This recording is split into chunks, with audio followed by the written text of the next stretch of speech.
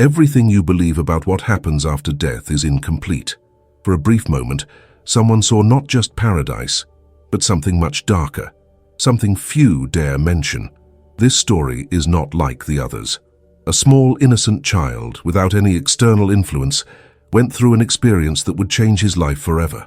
She died for a few minutes and came back with a different look, scared, almost unable to speak. But when he finally found the strength to describe what he saw, his words left his parents speechless. She told of a place of darkness, where the silence was cut by harrowing whispers, a suffocating void, a heavy environment, where something was watching, waiting. But the scariest thing wasn't just the place, it was who it was there. This child, who had never had contact with deep religious themes, recognized someone in that dark environment, someone no one would imagine finding there. What does this mean? Could it have been a warning from God? Are some souls trapped, condemned to oblivion, or does this story reveal a truth that many ignore? Death is a mystery, but a few have glimpses of what lies beyond the veil. And this child saw something that science cannot explain, something that forces us to question our eternal destiny. If you think you're ready to hear this disturbing revelation, keep watching. But be warned, after this story you will never look at life the same way again. Some truths have the power to transform the way we see life, the soul, and what awaits us at the end of the journey. Stories like this can open your mind to something bigger. Leave your like, subscribe to the channel, and activate the bell, because what will be revealed next could change everything you believe. Now get ready. What this child said after his experience is something no one expected to hear. Michael was just 4 years old, a happy, curious boy, full of life, like any other child his age.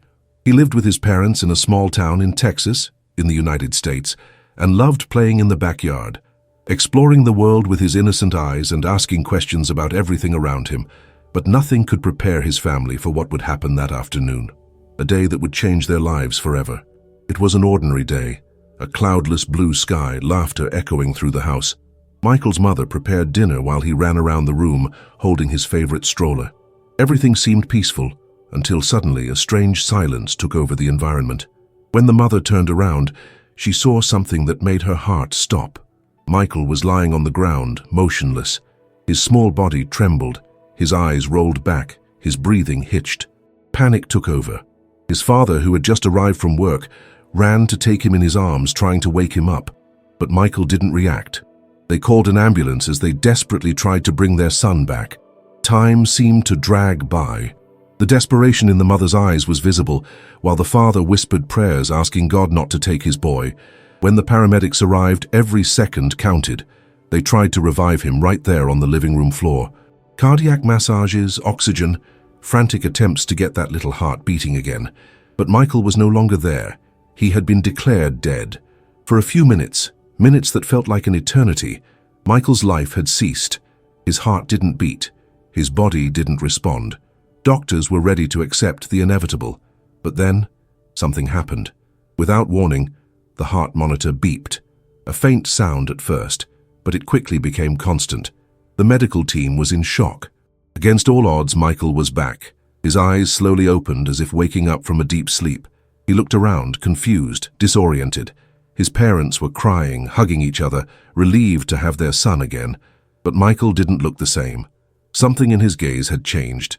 He seemed haunted, distant, as if he had seen something that no one else had seen. It was only when he was able to speak that the real shock happened. With his voice still weak, he held his mother's hand and said something that made everyone freeze. "Mommy, why was it so dark?" The surroundings became silent. The mother exchanged looks with the father without understanding. "I went to a place, but it wasn't pretty like you said." The mother felt a shiver run through her body. There were a lot of people there, but they were crying. The doctors, who were monitoring the boy's recovery, looked at each other without knowing what to say. The father tried to hide his nervousness and asked, "What kind of place, son?" Michael hesitated for a moment. He seemed to be trying to find the right words. His little face showed confusion, but also fear. "It was dark, very dark. I called you, Mom, but you weren't there." The mother held her breath. "I wanted to get out of there, but I couldn't." The father shook his son's hand. "And did you see anyone?" Michael nodded slowly, his eyes filled with tears. "Yes, I saw someone I know." At that moment, A chill ran through the parents' bodies. Who could Michael have seen? How could a 4-year-old child with no theological knowledge describe something like that? He didn't talk about a bright sky. He didn't talk about angels or light. He spoke of a dark place and of someone who was there. What did this child see in the minutes he was dead? How could he describe so clearly something he had never heard before? If you've ever heard of near-death experiences, you know that many describe a tunnel of light, a place of peace and love. But that wasn't the case for Michael. What he saw was different. And the scariest thing, he recognized someone there. Who would this person be? What does this mean? Was it a warning? This story can be a call to see beyond what we have been told. Do you believe that some souls can be trapped in a dark place, or that this vision was a divine warning? Comment your opinion in the comments and strengthen this discussion. What Michael revealed next was even more disturbing. Michael blinked a few times, still trying to understand what had happened. His body felt heavy, like he was waking up from a deep dream. But what he had just experienced didn't feel like a dream. He clearly remembered the moment when everything went silent, when his body began to fail, when his vision went out as if someone had turned off the lights. But the strangest thing was that he didn't feel scared at first. On the contrary, there was a feeling of lightness, as if he were floating, as if he had become detached from his own body. He saw everything. He found himself lying on the living room floor, motionless, while his mother screamed desperately and his father tried to wake him up. He saw the paramedics arriving, putting wires into his chest, pressing their hands against his small body in an attempt to bring his heart back to life. He saw the despair written on his mother's face. He saw the tears flowing, the panic in his father's eyes, but he felt no pain. It was as if he was watching everything from afar, as if he were no longer part of that scene. It was then that something changed. Suddenly, the environment around him began to distort. Everything was silent. Time seemed to slow down. He blinked, and the image of his living room disappeared. What came next was something Michael couldn't forget, no matter how many times he tried. At first, there was only darkness, a deep, immense void. He looked around, but saw nothing. No walls, no floor, no lights. Just an absolute suffocating darkness that seemed to go on infinitely. He tried calling for his mother, but his voice wouldn't come out. He tried to move, but he seemed to be trapped in a space where there was no direction, no up, no down. It was then that something opened before him. It wasn't a tunnel of light, like so many stories of near-death experiences that people often tell. There was no glow. There was no heat. What appeared in front of him was a tunnel of shadows, a long, narrow corridor surrounded by something dark, like dense smoke that moved slowly. There was a cold wind blowing from there, a wind that brought whispers, indistinct voices, muffled moans. Michael didn't want to go.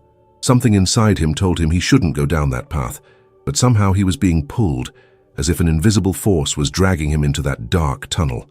His heart, or at least what felt like his heart in that state, was beating fast. He didn't understand where he was going, but he felt like he needed to get out of there. The tunnel seemed to have no end. With each step, or at least with each involuntary movement he took forward, the darkness grew thicker.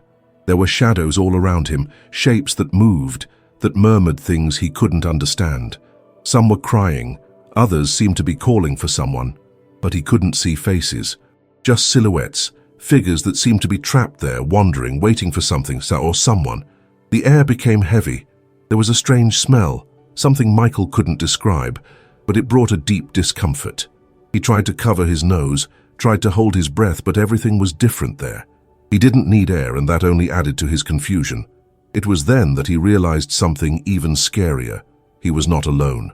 A presence was felt there, something bigger, something that observed. He didn't see anything, but he felt it. He felt as if something was analyzing him, studying him, waiting for him. The cold wind now seemed to wrap around his body, as if trying to trap him there. He felt fear, a fear like never before. Michael wanted to run. He wanted to go back. He wanted to find his mother, his father. He wanted it all to stop. But then, he saw it. In front of him, amidst the darkness, a figure appeared. At first it was just a shape, but as he got closer it began to take shape, and what he saw made him freeze in place. He recognized that person. His heart, or what was left of it in that state, raced. His chest felt tight, even though he had no lungs to breathe. He knew that face, he knew that silhouette. But that person shouldn't be there. His childish mind tried to find an explanation. How was this possible? How could he see someone who had been gone so long? Someone he barely remembered, but who was now there, standing before him in the darkness. The figure moved, and Michael felt a shiver run through his entire being. The voice was weak, hoarse, almost a whisper, but he managed to understand perfectly what was said. "You shouldn't be here." That moment seemed to last an eternity. Michael wanted to ask something. He wanted to understand what was happening, but he couldn't. His body didn't move, his mouth didn't open. It was then that everything started to spin. The darkness around him seemed to shatter, like shattering glass. The shadows dissolved, the whispers became screams, and he felt like he was being pulled back, ripped away from that place. And then he woke up. Her little body was back. The eyes opened. The surrounding doctors were surprised. His mother cried. His father held his hand tightly, but Michael couldn't move. I couldn't speak. He could only remember that place, and that face. The air around Michael felt thick, heavy, charged with something he couldn't understand, but that made him shiver inside. He was there, standing in front of the figure that had appeared from the shadows, and something inside him was screaming at him to run away, not to look for too long. But he couldn't look away. Behind that presence, the surrounding scenery expanded into a suffocating void. There was no color, there was no light, there was nothing that resembled the world he knew. It was an endless valley, shrouded in a dark mist that moved as if it were alive. The floor didn't seem to be made of stone or earth. It was something strange, smooth, cold, as if he was stepping on something that didn't belong to this world. The silence there was unusual. It was not a silence of peace, but of restlessness, because even without a defined sound, he could hear it. Distant voices, whispers. Some were crying, others seemed to be calling for someone. Michael turned slowly, trying to see around him, but the fog made everything difficult. However, as his eyes adjusted, he realized there were people there. Figures wandered through the shadowy valley, some motionless, others walking aimlessly, as if trapped in an eternal loop. Fear began to take over him. He recognized some faces, but couldn't remember where. They seemed familiar but distorted, as if they were trapped in a faded image, losing traces of the identity they once had. And then he saw someone. A figure stood out in the darkness, and Michael felt his body freeze. His heart, or what felt like his heart in that place, pounded as if it was trying to alert him to something. He knew that person. It shouldn't be possible, but it was. The shadow approached, and as it became more visible, he was sure. The face was pale, the eyes were deep, but there was no denying it. He knew who he was. He was a member of his family, someone who was long gone. Michael had never met this person in person, but he had seen photos of her at his grandmother's house. He remembered the stories his mother told him. He remembered some phrases he heard from adults about what had happened. But now, here, he stood before her. The person looked at him with a look of sadness. The eyes conveyed something that Michael couldn't fully understand, but that gave him a deep shiver. "You shouldn't be here." The voice came low, filled with something that wasn't exactly anger, but wasn't welcoming either. It was a warning. Michael wanted to ask what that meant. He wanted to run away. But before he could react, something changed. The surrounding shadows began to move faster. The whispers grew louder. Something there was wrong. The figure in front of him raised a hand and pointed behind him. Michael hesitated before turning around, but when he finally worked up the courage to look, he felt a chill run down his spine. At the bottom of that endless valley, something emerged from the darkness. First it was just a shape, large and shapeless, as if it were taking shape in the mist.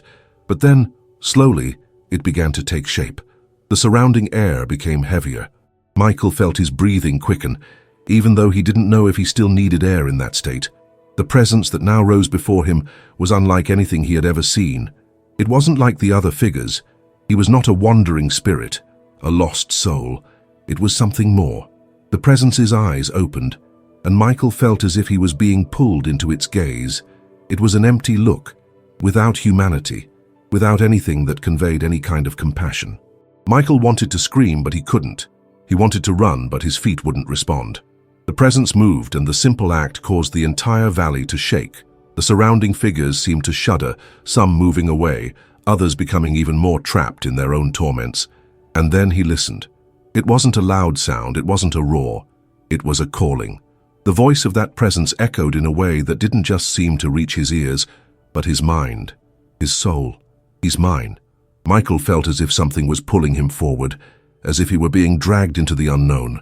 The presence remained motionless, but its strength seemed to extend throughout that place. Despair took over him. He tried to grab onto something, tried to scream for help, but everything was distorting around him. It was then that he felt a hand grab his arm.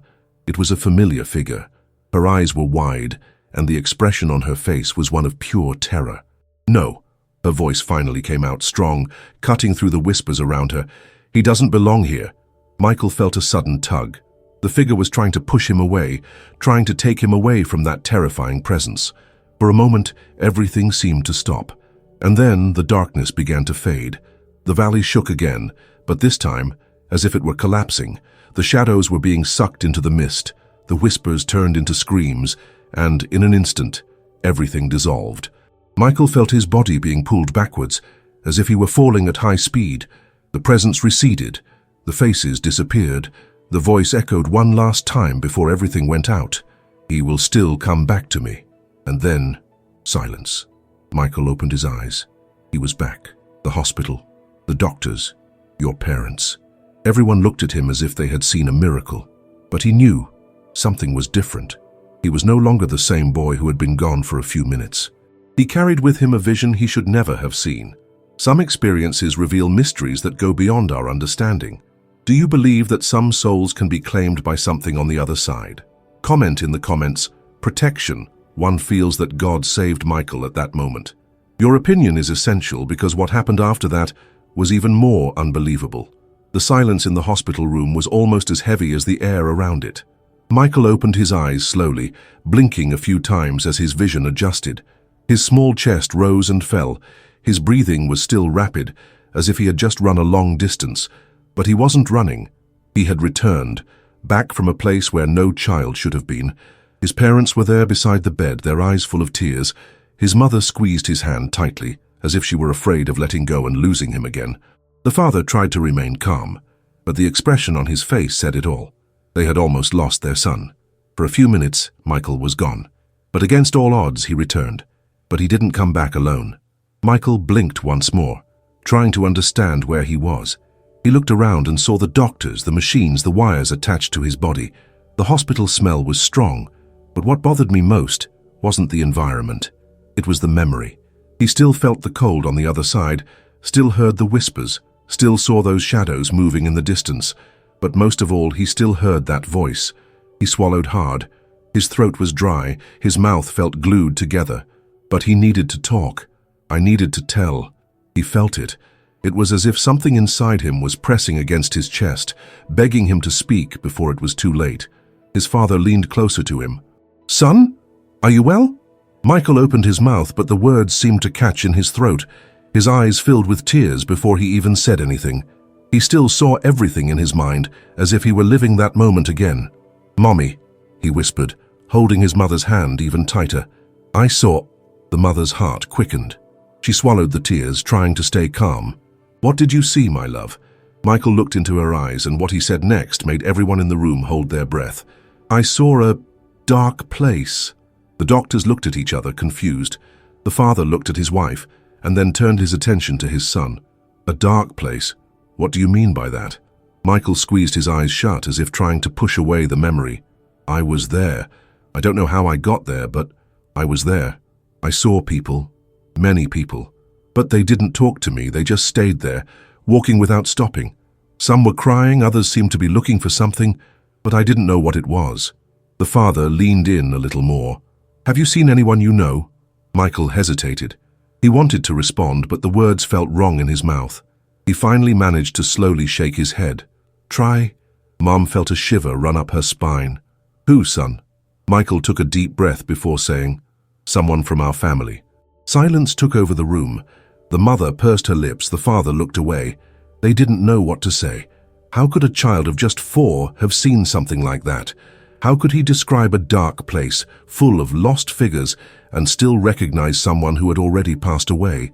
But Michael still hadn't told everything. He closed his eyes for a moment. His mind was still stuck in that place. He felt as if he could hear the voice of that dark presence whispering in his ear. His mother noticed he was restless and ran her hand over his forehead. "It's okay, my love, you are safe now." Michael opened his eyes and looked at her seriously. "He spoke to me." The mother frowned. "Who spoke to you, dear?" Michael hesitated once more. His voice was lower this time, almost a whisper. "The one who was there." The mother felt her heart accelerate. "What did he say?" Michael looked at his father, then at his mother. "He said that I shouldn't be there." The mother exchanged looks with the father, not knowing how to react. Michael continued. "He told me to come back. I said it wasn't my time yet." The mother swallowed hard. "But did he say anything else?"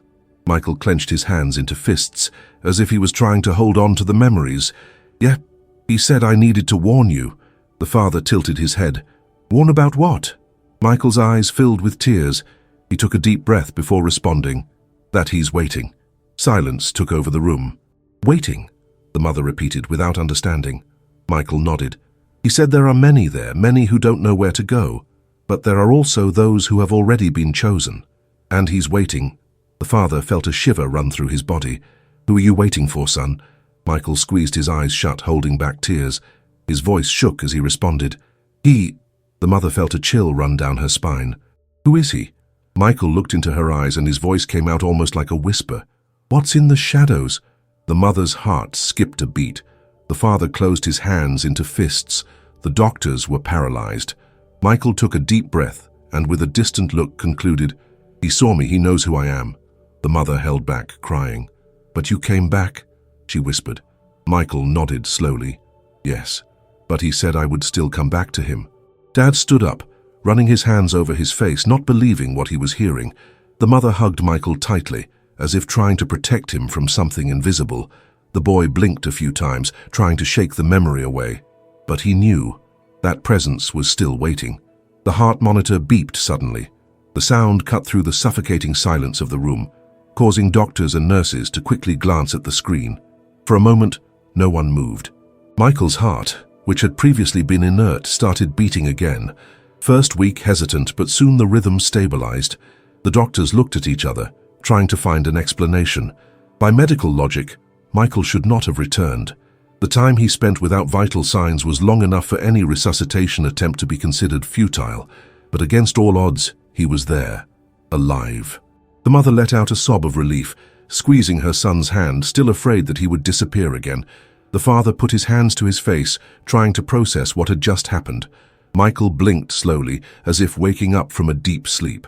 But something was different. The sparkle in his eyes wasn't the same. There was no confusion, no surprise. There was something more, something that no one there could describe. The nurse checked the boy's vital signs, as if to confirm that this was real. Everything seemed to be returning to normal. But for Michael, nothing would ever be normal again.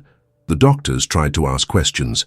They asked how he felt, if he remembered anything before he passed out, if he felt pain. But Michael didn't respond right away. He just looked around as if trying to understand where he was, as if he was getting used to the world of the living again. His mother stroked his hair, trying to calm him down. "It's okay, my love. You're back." But Michael didn't seem convinced. He finally turned to face his mother and said something that made everyone in the room hold their breath. "He's still looking at me." The father frowned. "Who, son?" Michael took a few seconds to respond. He seemed hesitant, like he was trying to figure out if he was still in that other place, or if he had really come home. "The man in the shadows." The mother felt a shiver run down her spine. "Michael, there's no one here but us, honey." The boy looked around again, his eyes scanning every corner of the room as if hoping to see something the others couldn't see. "But he's here." The doctors exchanged discreet glances, not knowing what to say. For them, it could just be mental confusion caused by the trauma. But Michael's parents knew something was wrong. The mother tried to shake off her fear and forced a smile.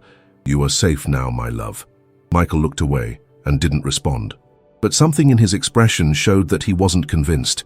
The following days were strange. Since that moment in the hospital, Michael has never been the same. He seemed quieter, more distant. His gaze, once full of childish curiosity, now carried a weight that no one could explain. He no longer played like he used to. Their cars, their favorite toys, seemed to be no longer fun. He spent hours looking out the window, as if hoping to see something outside. As if he was aware of something that no one else noticed. At night his behavior became even scarier. Before, Michael always slept peacefully without any problems. But now, he was afraid of the dark. The first night at home was the worst. He woke up in the middle of the night screaming. His mother ran into the room, her heart racing, and found him sitting on the bed, shaking. His eyes were wide, fixed on the bedroom door. "Michael!" What it was? He took a while to respond. His breathing was rapid, his face was pale. He finally looked at his mother and whispered, "He was there." The mother swallowed hard. "Who, son?" Michael pointed to the door. "The shadow man. He said he didn't forget me." The mother felt a chill run up her spine. She looked at the door but saw nothing. The light from the hallway lightly illuminated the room, and everything seemed normal. But for Michael, nothing was normal anymore. The father entered the room and tried to calm his son. "It was just a dream, champion. You're home now, you're safe." But Michael didn't seem convinced. He said, "He still wants me." Silence took over the room. The father looked at his wife, not knowing what to say, and that continued. Nights followed by nightmares, screams, whispers.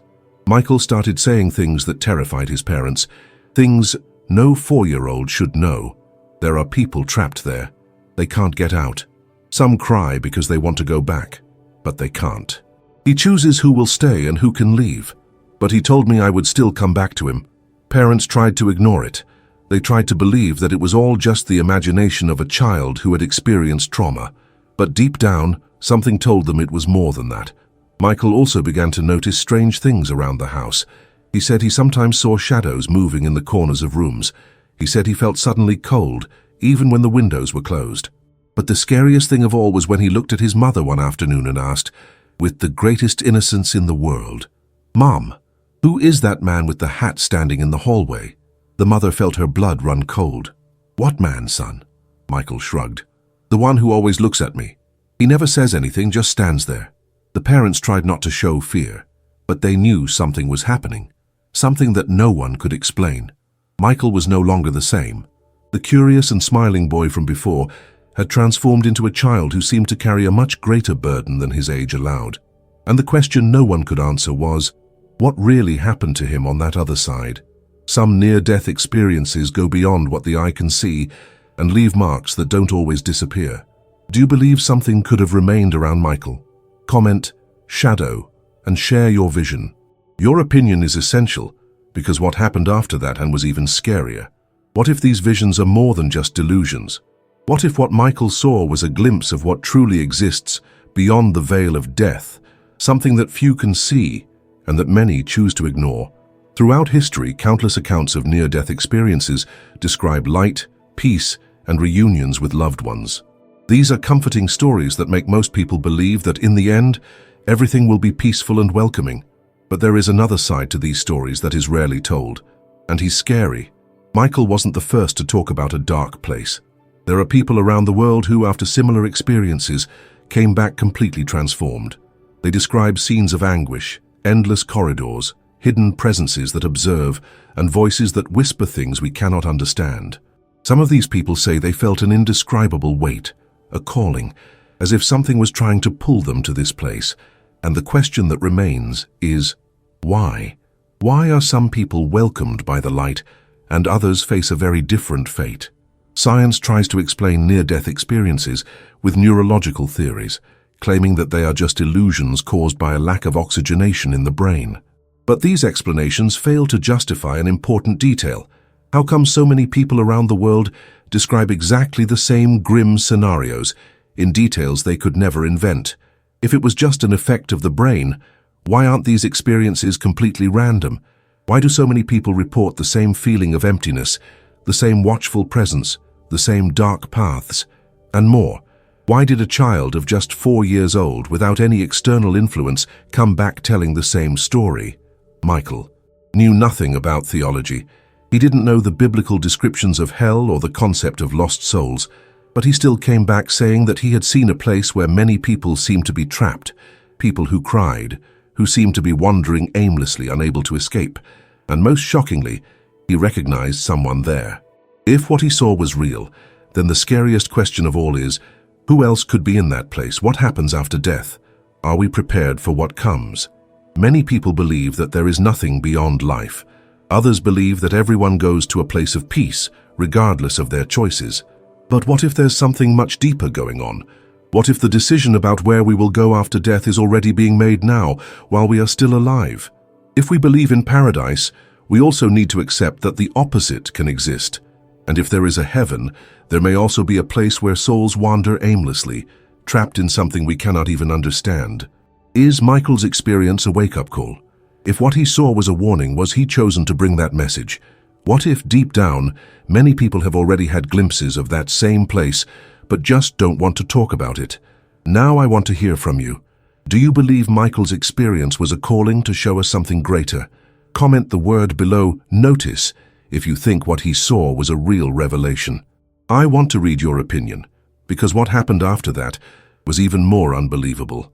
When something touches your soul and awakens deep questions about life, death, and what comes next, it's a sign that this message needed to reach you. Subscribe to the channel now and activate the bell, because here we reveal stories that defy logic, real experiences that can transform your vision of spirituality, and the mysteries of what awaits us beyond this life. Getting this far shows that this story touched something inside you. Comment, "I heard the call" to mark this moment and strengthen this community. Your participation makes this message reach more people who also need to hear it. And of course, don't forget to leave your like. This really helps to get this message forward to more people who need to hear this truth. Some stories make us question everything we know about life and what lies beyond it. A new story awaits you, and what you discover could change your perception forever. Click on the video on the screen and get ready for something even more surprising. See you there.